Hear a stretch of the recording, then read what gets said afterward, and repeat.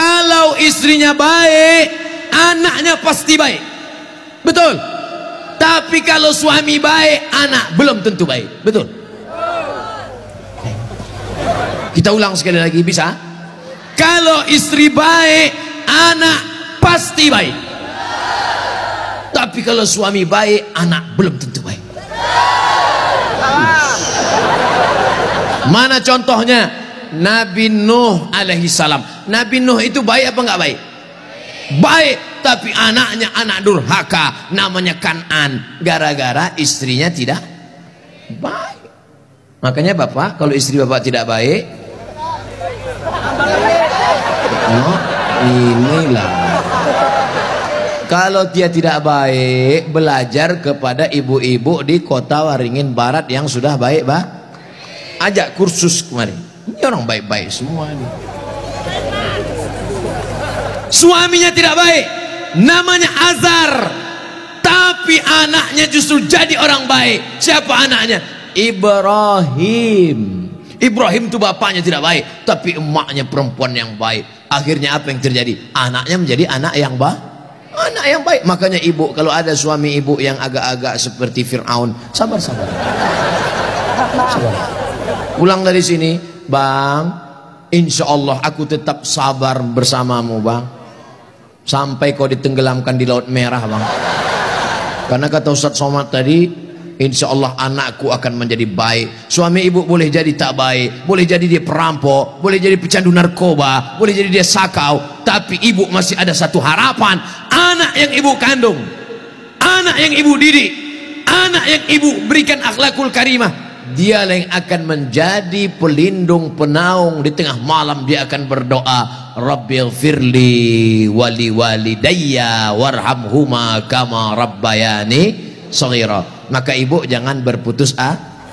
Kadang banyak ibu-ibu ini putus asa, pulang ke rumah suami selingkuh, mabuk, langsung pergi ke kamar mandi, minum teh botol. Minum teh botol, minum seperpel, nggak mati. Seminggu setiap ngomong bubuih.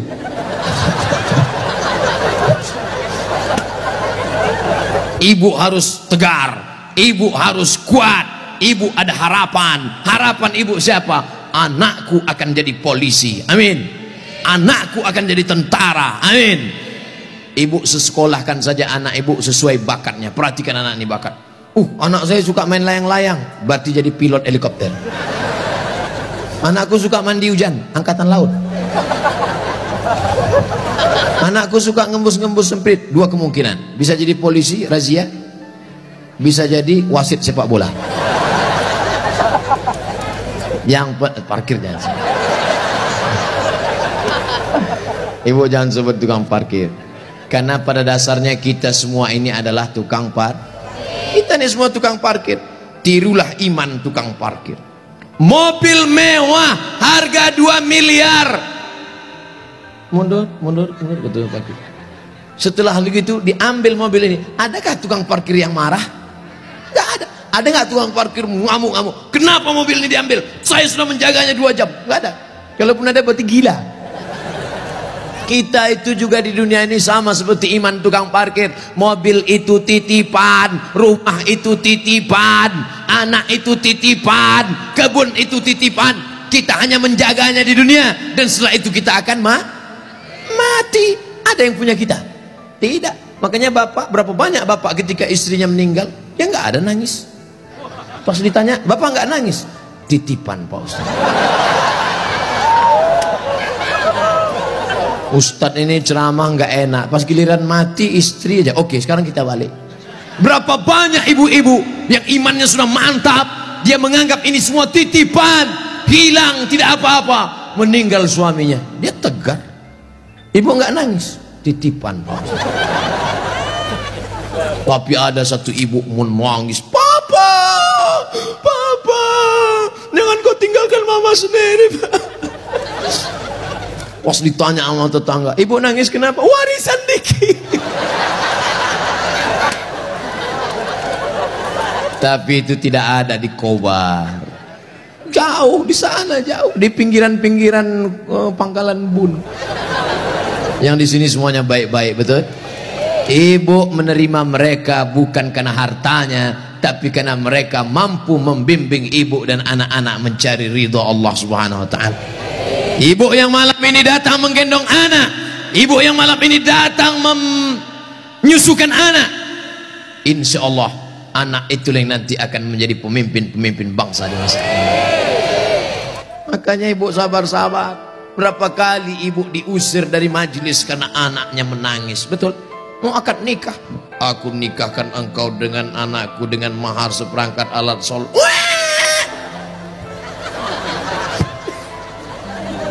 Berapa kali di majelis kematian ibu diusir. Betul?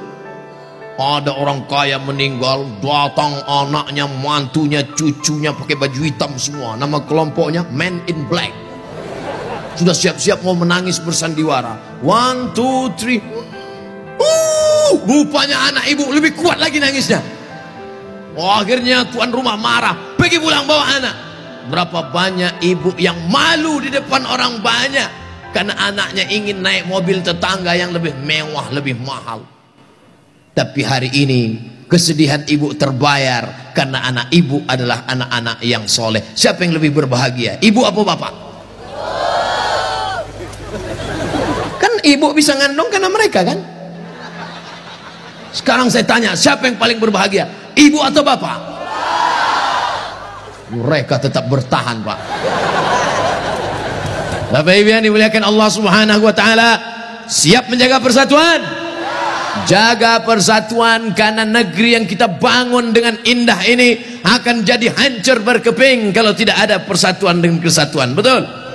Maka persatuan ini sama seperti tiang gawang. Kok Ustaz tiba-tiba ingat tiang gawang? Itu tiang gawang. Itu tiang gawang. Ibu jaga gawang, jangan sampai kebobolan.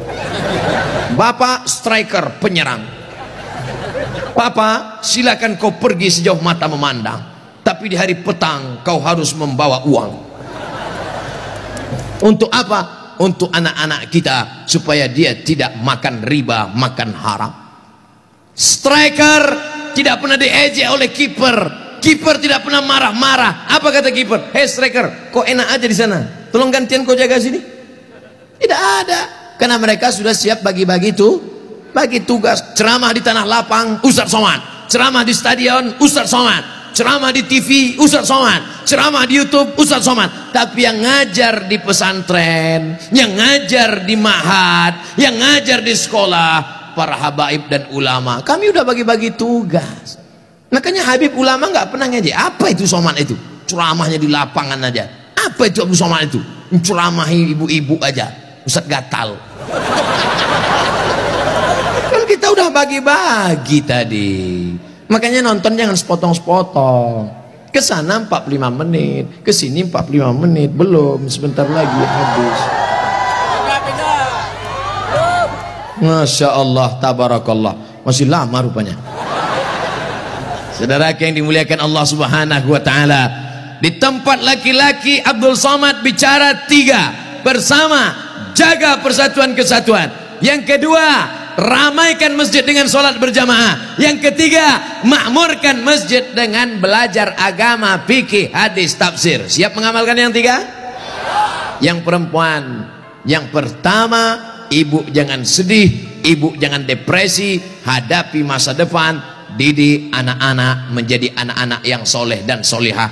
Ada pondok pesantren di Kobar, taman SD. Sebelum SD jangan sedih, kasihan, ingusnya 12. Kalau 11 itu biasa, bengkok. Belum sampai hati. Ustaz Somad dulu pesantren, saya masuk pesantren taman SMP, kegedean. Yang paling bagus taman SD, masuk pesantren. Siap memasukkan anak ke pesantren taman SD? Janji. Ibu ingat, ibu punya uang banyak, belikan dia gadget, belikan dia motor, belikan dia mobil. Dia kaya, dia banyak uang, dia ganteng, dia cantik, tapi dia sakau, gemetar, sakit, gak ada gunanya. Makanya benteng terakhir menjaga anak-anak kita adalah pondok pesantren. Tapi pesantren ini kadang-kadang nasib bak kerakap tumbuh di batu, hidup segan mati tak mau. Santrinya 1000, WC-nya 10. Ngantrilah santri-santri, wajahnya biru, menahan serangan.